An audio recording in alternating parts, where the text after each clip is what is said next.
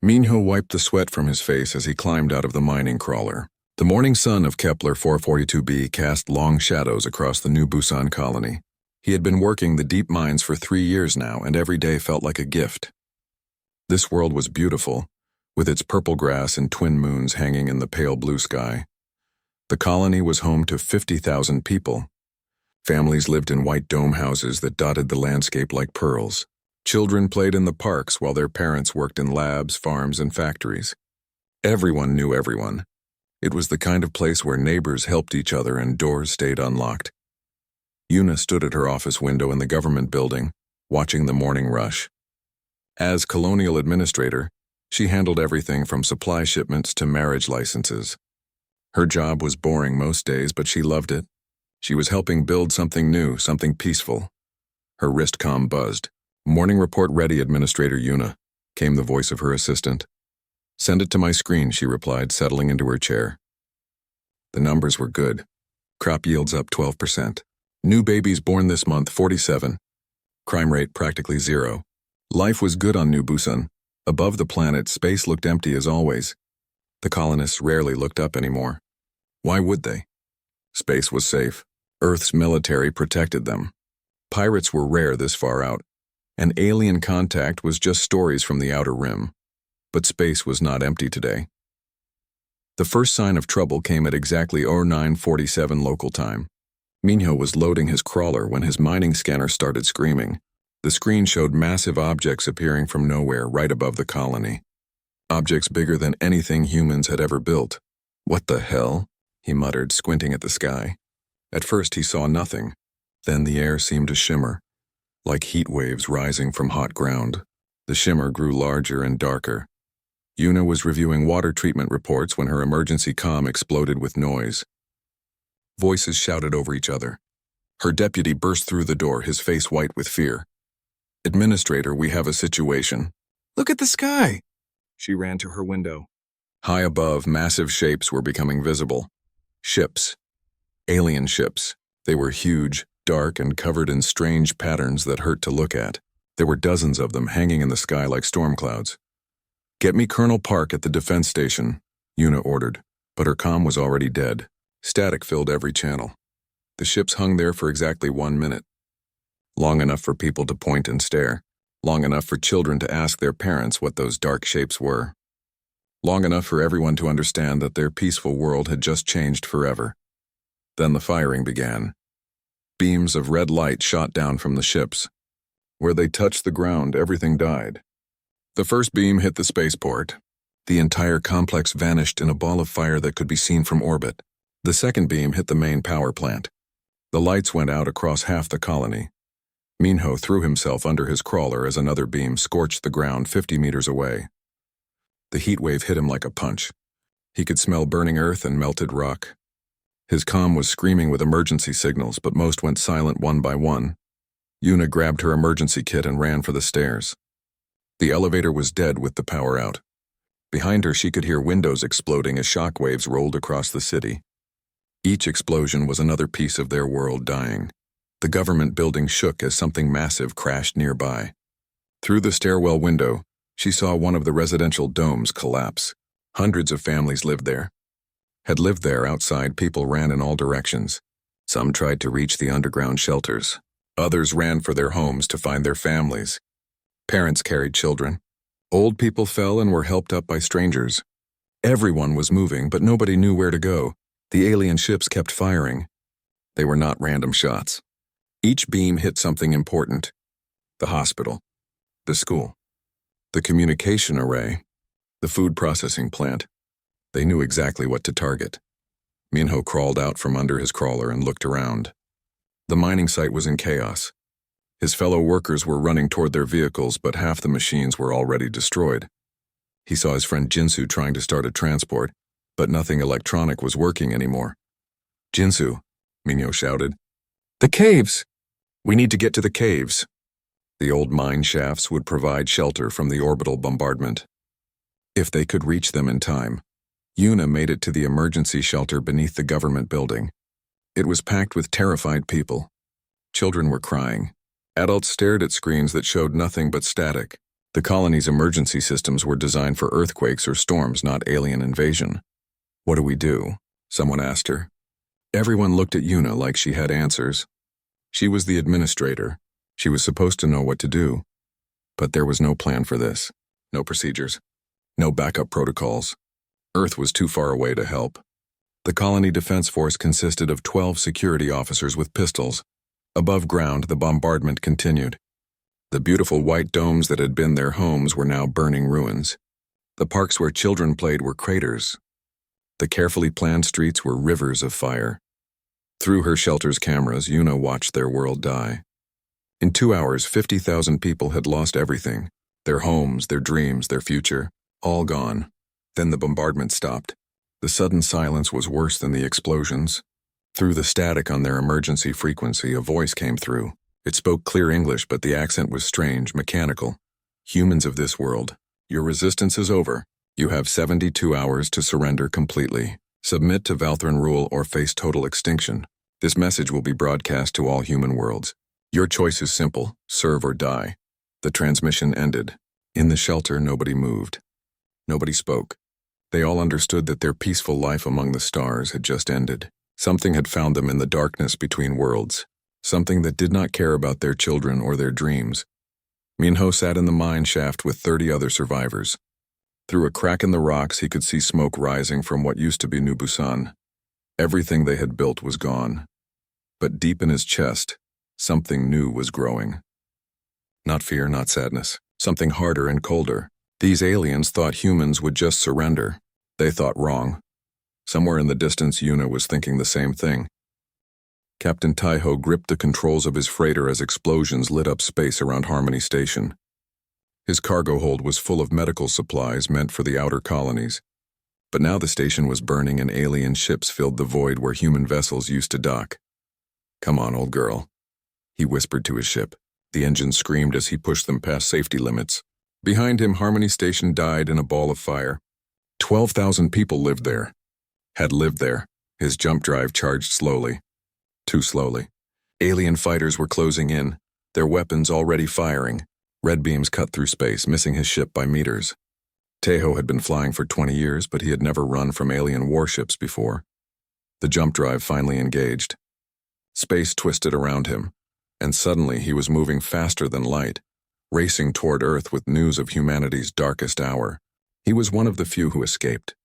One of the few who could warn Earth what was coming. Earth hung in space like a blue marble, peaceful and beautiful. But Admiral Sora Kim knew that peace was about to end. She stood in the command center of the United Human Defense Command, buried deep beneath the Swiss mountains. Around her, screens showed the same terrible story over and over. Colony after colony going silent. 12 worlds attacked at once. 50 million human lives lost in a single day. Admiral, came a voice from the communication station. We have a survivor. Freighter captain named Taiho. He's requesting immediate priority landing. Bring him down, Sora ordered. I want to hear what he saw. An hour later, Taiho sat across from Admiral Sora in a secure briefing room. His hands shook as he described the attack on Harmony Station. The massive alien ships appearing from nowhere. The systematic destruction of everything human. They knew exactly what to hit, he said. Power plants, communications, weapons. They had studied us. This was not random. How many ships? Sora asked. Hundreds. Maybe thousands. They had a whole fleet for each target. Taiho looked up at her with haunted eyes. Admiral, they wiped out Harmony Station in 30 minutes. 30 minutes and 12,000 people were gone. Sora nodded slowly. She had been preparing for this day her entire career. Not this exactly, but something like it. Earth had not been idle while the colonies grew and prospered. Earth had been planning. Captain Taiho, what you saw today will never happen again. I promise you that, she turned to her aide. Get me Dr. Park, tell him it's time.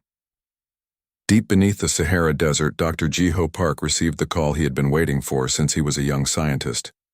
For 30 years, he had worked on projects that officially did not exist. Projects with names like Prometheus and Thunder God and Sleeping Giant. The elevator took him down 40 levels, past security checkpoints that could stop armies. At the bottom was a facility that stretched for kilometers in every direction, hangars full of ships that had never seen space, laboratories where weapons were tested that could crack planets. factories that had been building in secret for decades. Initialize all Prometheus protocols, Jiho ordered as he entered his command center. Around him, hundreds of technicians began waking up systems that had been sleeping in the dark. Admiral Sora's next call was to Commander Kyung Lee. He was on the far side of the moon, at a facility that appeared on no maps and showed up on no sensors. To the outside world, it was just another mining operation. In reality, it was the largest military shipyard humans had ever built. Kyung, it's time to wake up the fleet, Sora said. About damn time, Kyung replied. My people are ready. We've been ready for years. Behind him, the moon's surface began to open. What looked like natural craters were actually massive doors. From the hidden hangars beneath, ships began to emerge, not the slow, peaceful vessels that carried colonists to distant worlds. These ships were built for one purpose: war. They were dark and angular, covered in armor that could stop anything short of a nuclear blast. Their weapons were designed by Dr. Park's teams, using technology the colonies had never seen.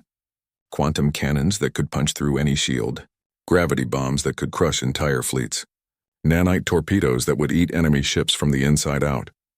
Earth had been building this fleet for 40 years, ever since humans first left the solar system. The politicians called it wasteful. The colonists called it paranoid. But Admiral Sora and her predecessors knew that space was dangerous, and humanity needed to be ready. In Geneva, Mina Choi sat in front of a wall of screens in the Tactical Analysis Center. She was the best AI specialist Earth had ever produced, and her artificial minds were already at work. They had been watching the alien attacks through every sensor, every satellite, every surviving camera. Pattern analysis complete, one of her AIs reported. Enemy fleet composition identified. Tactical weaknesses located. Mina smiled coldly. The aliens thought they were fighting primitive humans who barely understood space travel. They were wrong. Earth's AIs had been learning and preparing for this fight longer than some alien species had existed. The 60-hour deadline was counting down. Across human space, the Velthron Empire waited for humanity's surrender. Their Admiral Zethkar sat in his command ship, confident that the humans would give up. Every species did when faced with Velthron might, but Admiral Sora was not every species. She stood before the United Earth Council, addressing leaders who had believed peace would last forever. For 40 years we have prepared for this day, she said. While our children played in colony parks and our families built new worlds, we built weapons. We built ships. We built an arsenal that no alien race has ever faced. The council members looked shocked. You built weapons in secret? One demanded. We built survival, Sora replied. Today, those weapons will save every human life in the galaxy. She turned to face the main screen, which showed Earth's blue surface. Soon that surface would reveal its secrets. The aliens gave us 72 hours to surrender, she continued. I'm giving them 12 hours to surrender to us. After that, we show them what humans do when our children are murdered. The transmission went out to every corner of human space. Not a surrender, but a declaration of war. The Valthrons received it and laughed. Admiral Zethkar could not believe these primitive beings were threatening him.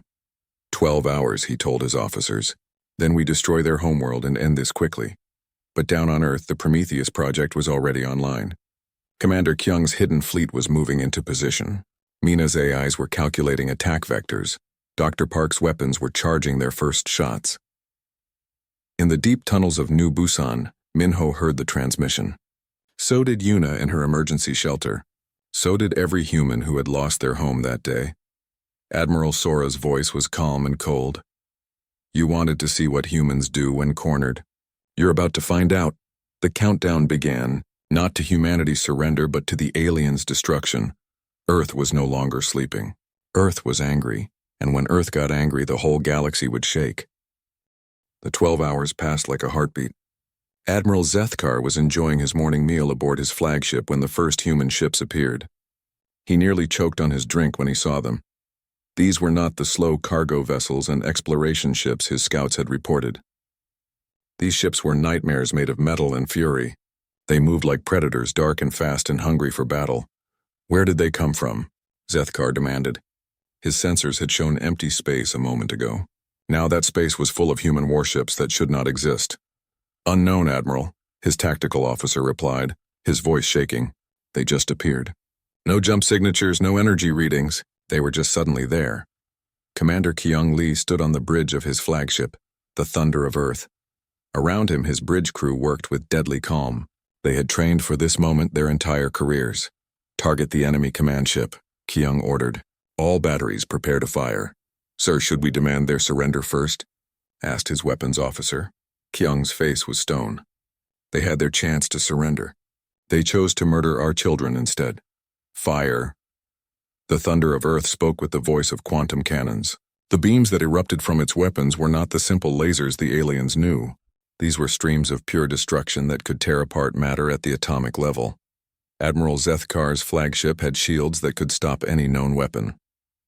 The quantum beams went through those shields like they were made of paper. The massive Valthran dreadnought simply ceased to exist, vaporized in a flash of light that could be seen from 3 star systems away. "Impossible," whispered Zethkar's second-in-command, now the fleet commander. "No weapon can penetrate our shields." The human fleet answered by destroying 6 more Valthran ships in the next 10 seconds. On the surface of New Busan, Minho crouched in the ruins of his former home. The aliens had landed ground troops after the bombing, and now they patrolled the destroyed colony in their powered armor. They thought the humans were beaten. They were wrong. Minho had found other survivors in the caves and ruins. Engineers, miners, farmers, teachers, people who had never held weapons before, but they were learning fast. "Remember," he whispered to the group hiding with him, "their armor is strong in front but weak at the joints. Hit them in the back of the knee, they go down." He had learned this the hard way watching alien soldiers for 3 days. These Valthrons were warriors, but they were used to fighting other aliens who followed rules. Humans did not follow rules when their families were dead. The alien patrol came around the corner, 4 soldiers in bright blue armor. They moved in formation, confident and relaxed. They did not expect resistance from primitive humans. Minho and his people hit them from 6 directions at once. Mining charges exploded under their feet. Cables tangled their legs. Industrial tools drove into weak points in their armor. The aliens went down in seconds, their advanced weapons useless against enemies who fought like wild animals. "Strip their gear," Minho ordered. "Weapons, armor, communications, everything." Soon other survivor groups were doing the same across the planet. The Valthran ground forces found themselves fighting ghosts. Humans who appeared from nowhere struck hard and vanished back into the ruins they knew better than any alien ever could. In space above Earth, the real battle was just beginning. The hidden human fleet engaged Valthran ships across a dozen star systems simultaneously. But this was not the desperate defense the aliens expected. Wanho Jin flew his fighter through a formation of alien destroyers, his quantum guns tearing them apart like tissue paper. His fighter was smaller than a Valthran shuttle, but it moved like lightning and hit like thunder. "This is Phoenix Leader to all wings," he called over the comm. "Enemy formation broken. Moving to secondary targets." Behind him, alien ships burned and died. The Valthrans had superior numbers, but the humans had superior everything else. Better weapons, better armor, better tactics, and most importantly, better reasons to fight. Dr. Jiho Park watched the battle from his command center and smiled coldly. The aliens had made the mistake of thinking humans were weak because they preferred peace. Now they were learning the difference.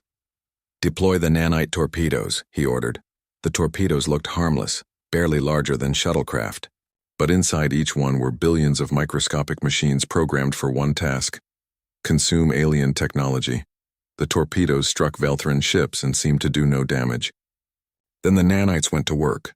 They ate through hull plating, consumed power systems, and devoured weapon arrays. Within minutes, mighty alien warships became floating debris, their crews trapped inside coffins of their own making. "Magnificent," Dr. Park said, watching his children of destruction at work. "Absolutely magnificent." Yuna had made her way to the surface of New Busan, where she found other colonial administrators trying to coordinate relief efforts.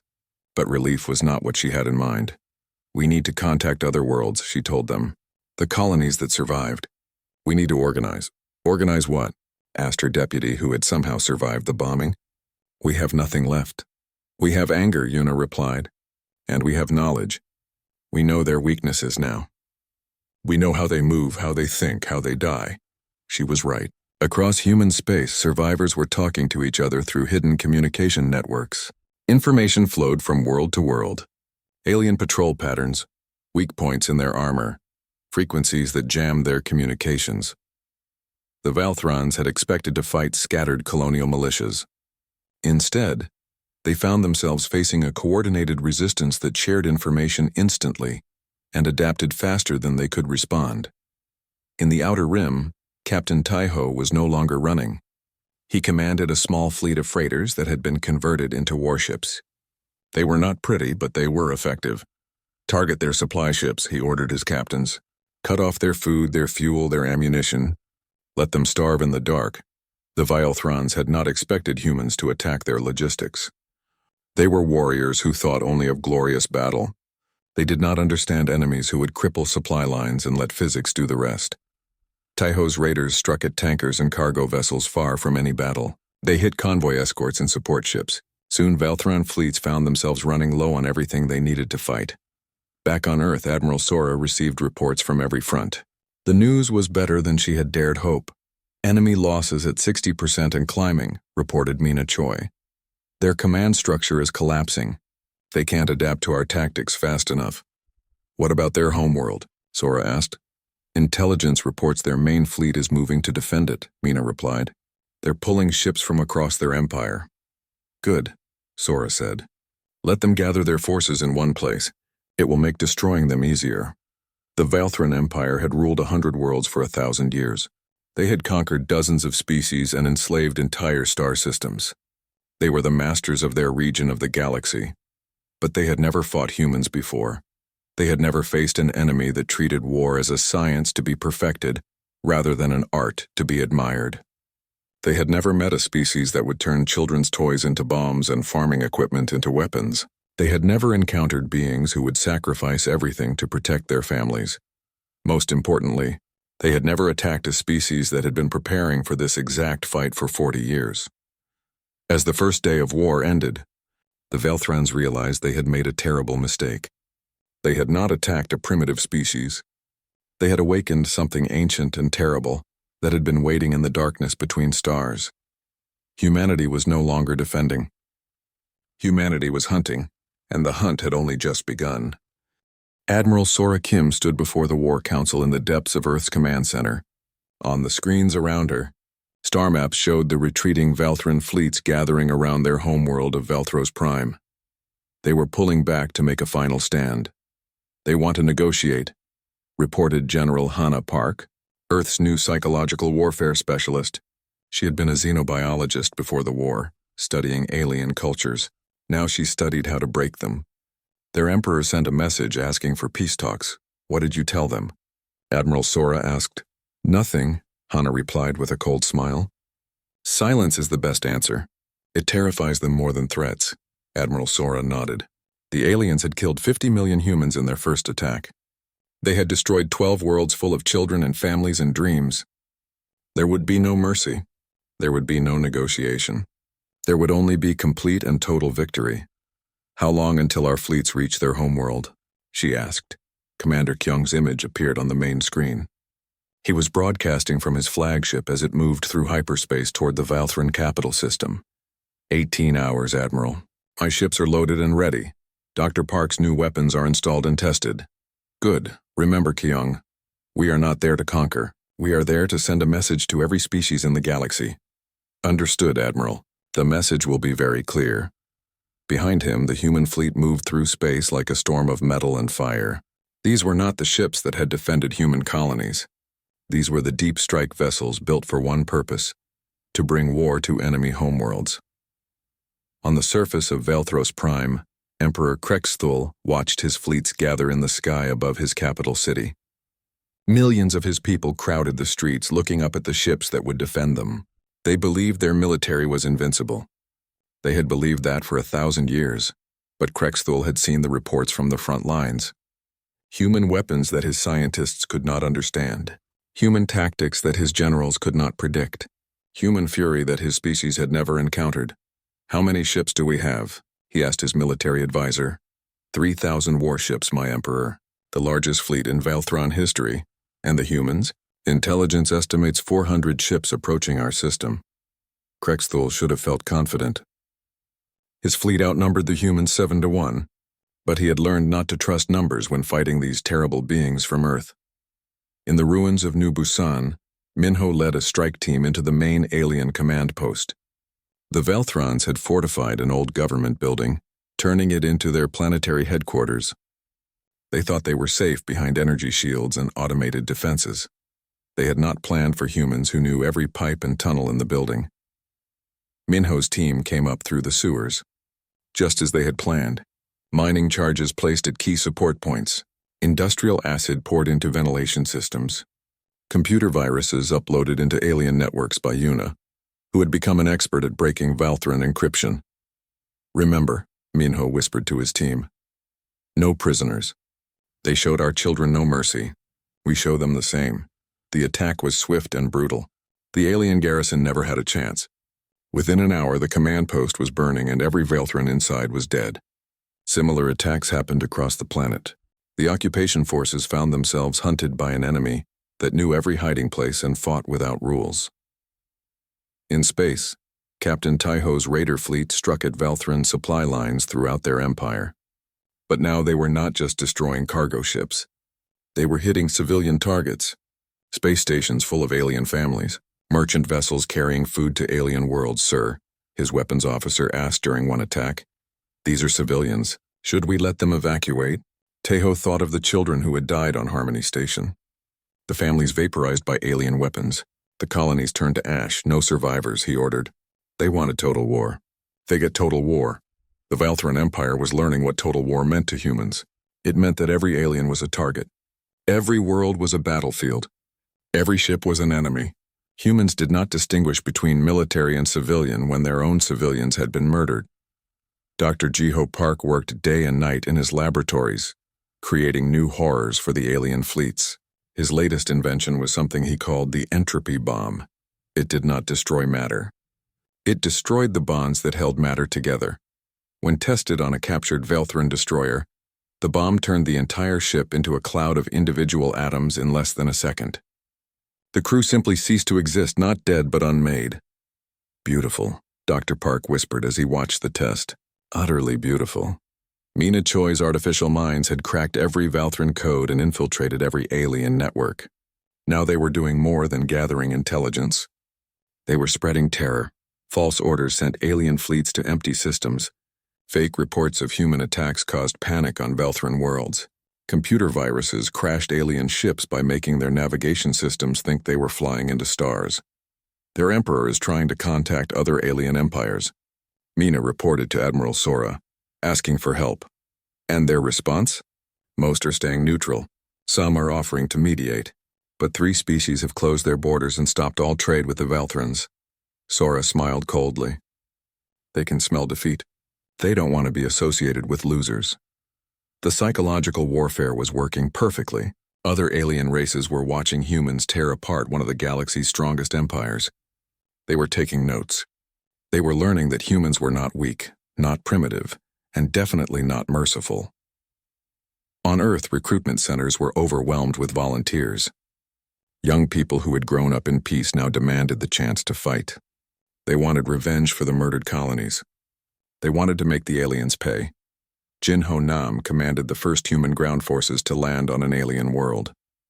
His target was a Velthron military academy on the planet Corvex. It was not a strategic target. It was a message. "Listen carefully," he told his troops as their dropships approached the planet. "These are not soldiers we're fighting. These are alien children learning to become soldiers. Children who will grow up to attack human worlds if we let them live."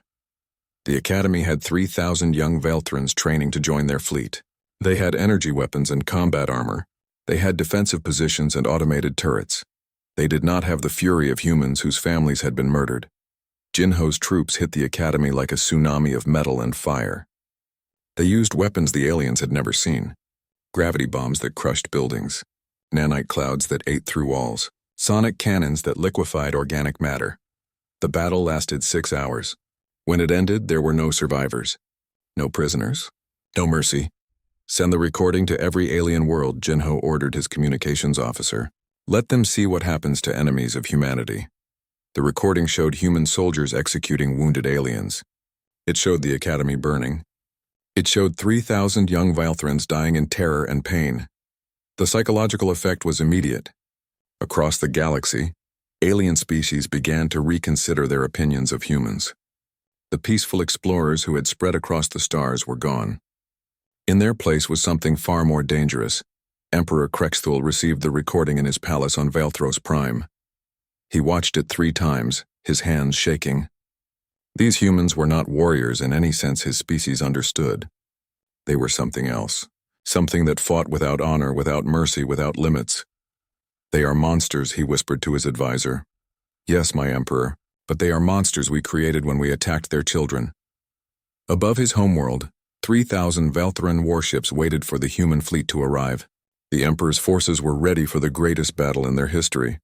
But Admiral Sora was not planning a battle. She was planning an extermination.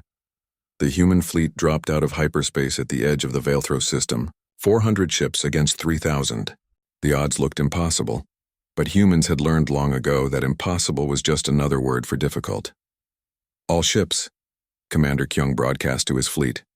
Remember what they did to our worlds. Remember our children. Show them what human justice looks like. The final battle was about to begin, and after it was over, the galaxy would never underestimate humanity again.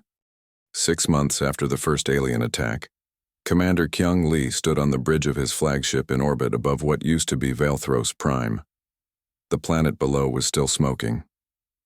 The great cities of the Valthran Empire were now craters filled with radioactive glass. The final battle had lasted 8 hours. 3,000 alien warships against 400 human vessels. The aliens had fought bravely, but bravery meant nothing against weapons that could unmake matter and tactics perfected over decades of planning. When Emperor Krexthul finally surrendered, Admiral Sora's response had been broadcast across the galaxy. You cannot surrender what you have already lost. You declared total war on humanity, now face total defeat. The entropy bombs had been saved for last. Dr. Park's ultimate weapons did not just destroy the Valthran fleet, they erased it from existence, leaving behind empty space where proud warships had fought their final battle. Status report, Kyung ordered his tactical officer. All Valthran military assets eliminated. Civilian populations on 12 worlds have surrendered unconditionally. Resistance is minimal and decreasing. Kyung nodded. The Valthran Empire was finished. 1,000 years of galactic dominance had ended in 6 months of human fury. On the surface of New Busan, Minho walked through the construction site that would become New Seoul. The destroyed colony was being rebuilt, but this was not the peaceful settlement it had been before. This new city had weapon towers and shield generators, underground bunkers and missile silos. Beautiful parks where children could play safely, protected by enough firepower to destroy a fleet. Yuna found him watching the construction crews work. She had been appointed as the new Colonial Defense Administrator, a job that had not existed before the war. Now it was one of the most important positions in human space. How does it feel? She asked, standing beside him. Being home again? This isn't home, Minho replied. Home was a place where we didn't need walls and weapons. This is something different, he was right. The peaceful human colonies were gone forever, replaced by fortress worlds ready for war. Every settlement had trained militias. Every citizen knew how to fight. Children learned to use weapons alongside mathematics and literature. Do you regret it? Yuna asked. Minho thought of the alien children Jinho's troops had killed on Korvax. The civilian ships Captain Taiho had destroyed. The world's humanity had burned to send a message to the galaxy. No, he said finally. They taught us that peace was an illusion. Better to be strong and alive than peaceful and dead. On Earth, Admiral Sora Kim received a delegation from the Centauri Alliance, a group of 12 alien species that controlled a significant portion of the galaxy. They had come to negotiate, which meant they were afraid. Ambassador Veltar of the Hegemony spoke first. His species had been spacefaring for 3,000 years, longer than most. Admiral Sora, we come seeking understanding. Your war against the Velthrans was extensive. It was necessary, Sora replied coldly. They attacked our children. We responded appropriately. Appropriately, another ambassador leaned forward. You destroyed their entire civilization. Billions of beings are dead. 50 million humans died in their first attack, Sora said. They killed our civilians without warning or mercy. We simply returned the favor with interest. The aliens exchanged nervous glances. They had come hoping to find humans they could reason with, maybe control. Instead, they found predators who spoke calmly of genocide. "What do you want from us?" Ambassador Veltar asked. "Nothing," Sora replied. "We want nothing from you at all. Trade with us or don't. Visit our worlds or don't. Live in peace with us or don't. But understand this. If any species attacks human civilians again, we will not stop at destroying their military. We will erase them from history." The meeting ended quickly. The ambassadors left with a clear understanding of humanity's new position in the galaxy. Humans were no longer explorers seeking friendship. They were apex predators offering a simple choice: peace or extinction. Dr. Jiho Park stood in his new laboratory on Mars, surrounded by weapons that could crack planets and ships that could cross galaxies in hours. The Prometheus project had been a success beyond his wildest dreams. Earth's secret arsenal had not just won a war. It had reshaped the balance of galactic power. "Sir?" his assistant called out.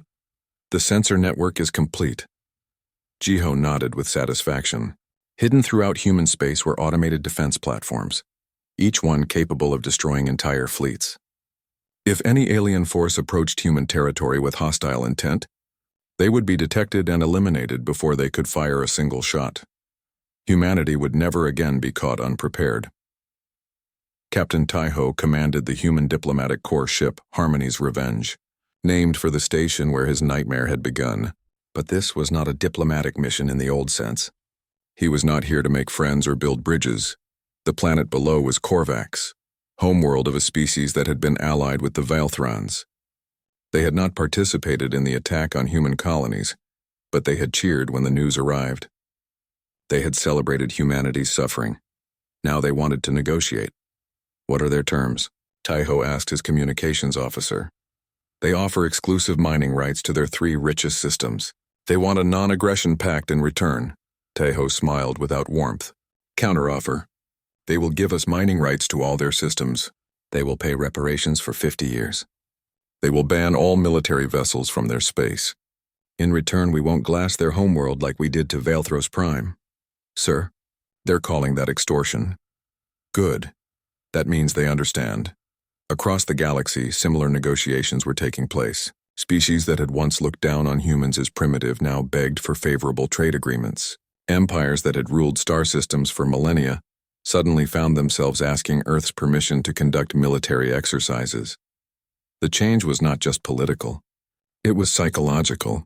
Humanity had proven that a peaceful species could become the galaxy's most terrifying predator if pushed too far. Every alien leader who watched the recordings from Valthros Prime learned the same lesson: do not make enemies of humans. On New Geneva, the first human world built after the war, Hannah Park established the Galactic Intelligence Division. Her job was to watch every alien species, learn their strengths and weaknesses, and plan for future conflicts.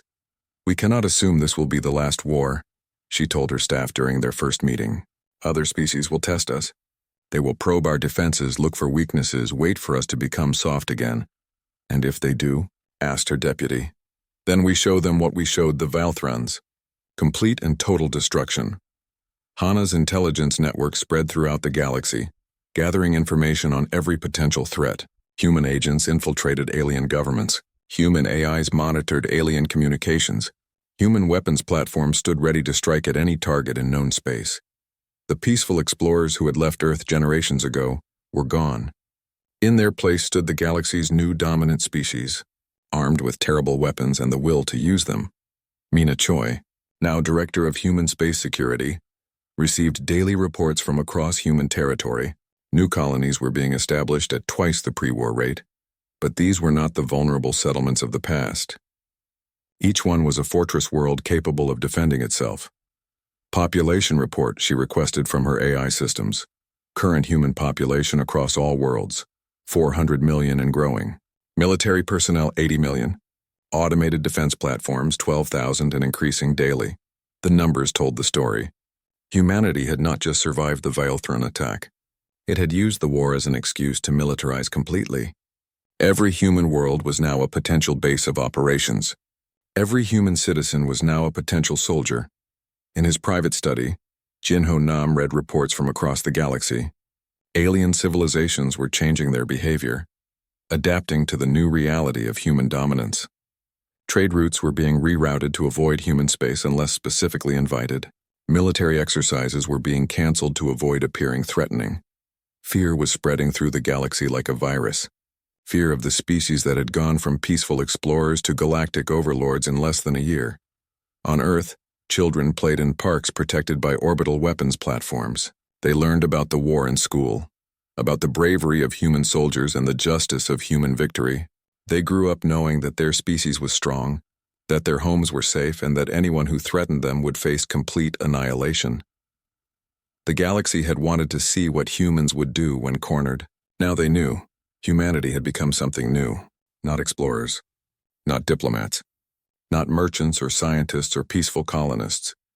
Humanity had become the species other aliens warned their children about in bedtime stories. The predators who smiled while discussing genocide, the beings who turned defensive wars into campaigns of extermination. Admiral Sora stood on the observation deck of Earth's orbital command station, looking down at the blue world where humanity had begun its journey to the stars. That journey had been supposed to be about exploration and wonder, and building a better future among the stars. Instead, it had become about survival and dominance and making sure no one would ever again mistake human kindness for weakness. "Any regrets, Admiral?" asked her aide. Sora thought of